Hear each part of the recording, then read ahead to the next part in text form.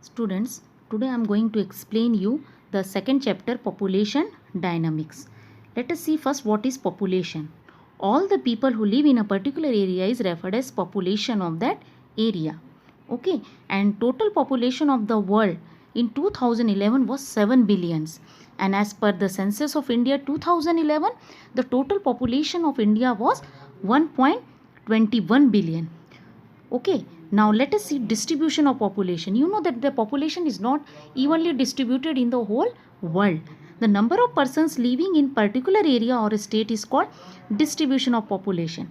Distribution of population of a state can be expressed in absolute numbers or percentage as per the total population of the country. Population is not evenly distributed anywhere in the world, and people mostly lives in those areas which are accessible, which are productive and rich in natural resources. Most of the 90% of world's population live in 10% of total land surface. Okay, so this is about the distribution of population. Now let us see density of population. Number of persons living on 1 square kilometer area or per square kilometer area is called density.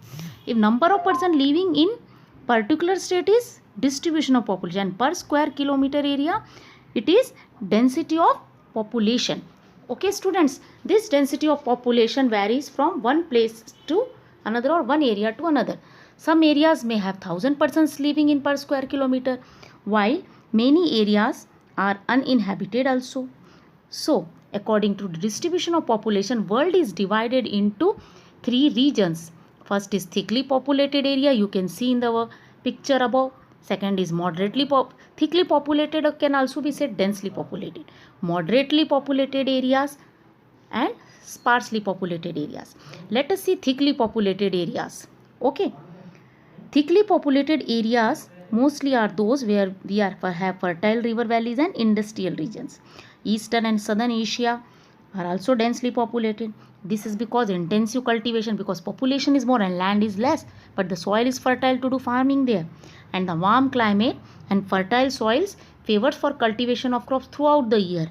Even labor intensive industries also have developed in these areas. So these are the thickly populated.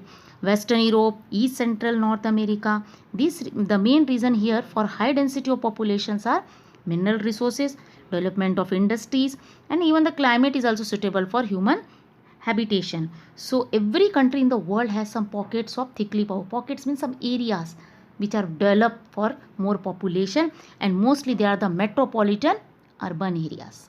Okay students, so this is about thickly populated. Now let us see moderately populated areas. Moderately means average. Mostly it's neither less or more. Okay. Moderately populated areas are found between densely populated and sparsely.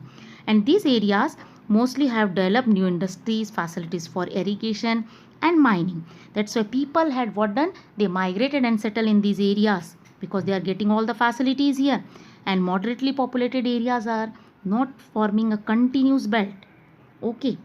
So Central USA, tropical West Africa, southern parts of Russia, Eastern Europe, some Deccan Plateau of India, Central China, some parts of South America. These are all the moderately populated areas of whole world.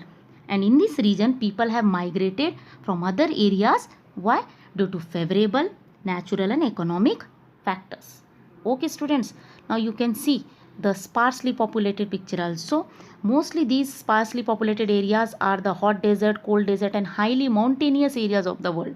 Which are that?